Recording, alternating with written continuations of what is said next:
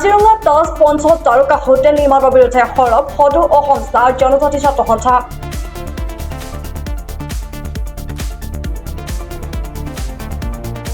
আজি পুৱাৰে পৰা বাগিচাই পত্ৰলিকা চলি মুখ্যমন্ত্ৰী। কালি ছাত্ৰ সংগঠনৰ নেতৃত্বত আৰক্ষীয়ে প্ৰহাৰ কৰা ঘটনাৰ বিৰোধিতাত আজি প্ৰতিবাদী কাৰ্যসূচী।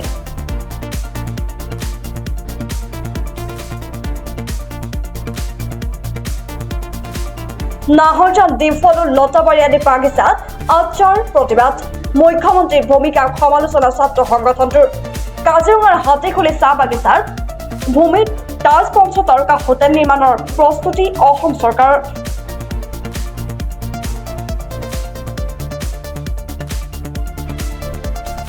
চাহ শ্ৰমিকৰ ভূমিত উচ্ছেদ চলাই নিৰ্মাণ কৰিবলৈ লৈছে পঞ্চ তাৰকা হোটেল।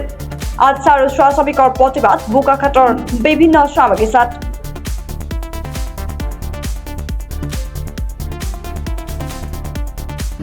আপোনালোকে সকলোৱে গম পায়, চাহ শ্ৰমিক প্ৰায় 200 বছৰ ধৰি অসমত বসবাস কৰি আহিছে আৰু এই মাটিডোখৰত খেতি কৰি খাই আছে।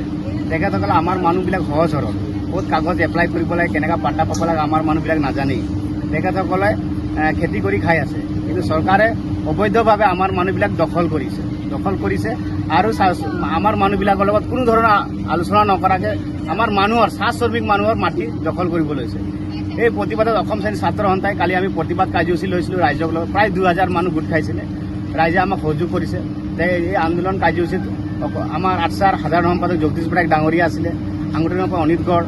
আমি তেখেতসকলৰ নেতৃত্বত আটছা বোকা ঢাকাৰ উদ্যোগত আমি প্ৰতিবাদ কাৰ্যসূচী শান্তি শৃংখলা মতে আমি কৰি গৈ আছিলোঁ। যিডোখৰ মাটি আমাৰ দখল কৰিছিলে এই মাটি দখল উদ্ধাৰ কৰিবৰ কাৰণে আমি গৈছিলোঁ। তেতিয়াহ'লে আমাৰ যিবিলাক মানুহ গৈছিলে এই মানুহবিলাকক প্ৰৱেশত বাধা দি আছিলে।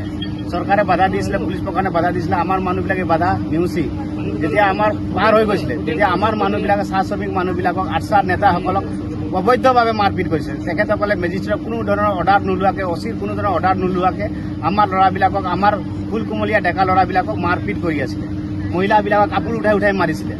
আমি এই বিষয়টোৰ ওপৰত অসম চৰকাৰৰ মুখ্যমন্ত্ৰী, গৃহ বিভাগত থকা মান্য ডিজিপিক আমি অৱগত কৰিব বিচাৰিছোঁ। আপোনালোকে যদি এই চৰকাৰখনৰ অবৈধভাৱে আমাৰ চাহ শ্ৰমিকৰ মাটি দখল কৰিব বিচাৰিছে, কিয় আলোচনা নকৰিলে আমাৰ লগত? আমাৰ মানুহবিলাক সহজ সৰল। মাটি কি যদি মৰমত বিচাৰে মানুহ জানো দি দিব, কিন্তু মানুহবিলাকৰ যি খেতি কৰি খাই আছে, আমাৰ ল'ৰা ছোৱালীবিলাকৰ ভৱিষ্যত আছে, এই মাটিডোখৰ আমাৰ জীৱন আছে। এই মাটিডোখৰ কিয় কাৰো পাৰ্মিশ্যন নোলোৱাকৈ আমাৰ মানুহবিলাকক মাৰিছে? কাৰো কোনো ধৰণৰ অসম চৰকাৰ নিৰ্দেশ নোহোৱাকৈ আমাৰ মানুহবিলাকক মাৰপিট কৰি খেদি দিছে। এইটো লগাই 2বাৰ হৈছে। আগতে এবাৰ কৰিছে, যোৱাকালিও এবাৰ কৰিছে। এই বিষয়টোৰ ওপৰত আমি আজি অসম চৰকাৰৰ মাননীয় মুখ্যমন্ত্ৰী মহোদয়ক আজি আমাৰ চাহ শ্ৰমিক ৰাইজৰ সহযোগত আজি আমি অসম চৰকাৰৰ CM ছাৰক আমি প্ৰতিক্ৰিয়া দাখ কৰিছোঁ আৰু ইয়াৰ পৰা আমি সকীয়াই দিব বিচাৰিছোঁ।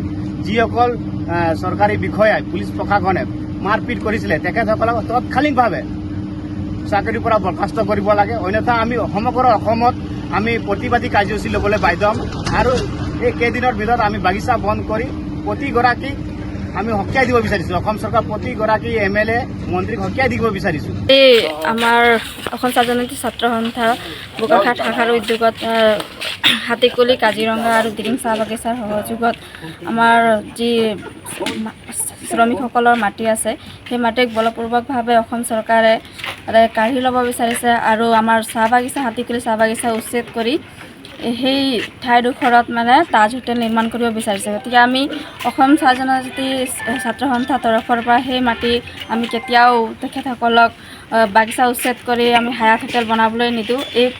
আমি স্মাৰক পত্ৰ দিবলৈ গৈছিলোঁ যে অসম চৰকাৰ আমি সেই মাটিডোখৰ তেখেতসকলক গতাই দিব নিবিচাৰোঁ, আমাৰ চাহ গছক চাহ গছ হিচাপে হৈ থাকিবলৈ দিয়ক। তেনেকৈ আমি স্মাৰক পত্ৰ দিবলৈ যাওঁতে পুলিচ প্ৰশাসনৰ লগত হতাহতি হয় আৰু তেখেতে আমাৰ যি ছাত্ৰ নেতা, আমাৰ সাধাৰণ সম্পাদক জগদীশ বৰাক ডাঙৰীয়া, সাংগঠনিক সম্পাদক অনিত গড় ডাঙৰীয়া, জিলাৰ সাংগঠনিক সম্পাদক বিকাশ নাগ ধৰি কেইবাগৰাকীও ছাত্ৰ নেতাক তেখেতসকলে প্ৰসাৰ কৰিছে আৰু গুৰুতৰভাৱে আহত কৰিছে। আৰু সেই কাৰ্যসূচীক আমি অসম চৰকাৰক সকীয়াই দিব বিচাৰিছোঁ যে আমি এই ছাত্ৰ নেতাসকলক যি প্ৰসাৰ কৰিছে সেইটো আমি সহজভাৱে মানি ল'ব নোৱাৰোঁ। বোকাখাটৰ পৰা ভূপেন হাজৰিকাৰ ৰিপৰ্ট, তথ্য ডিজিটেল।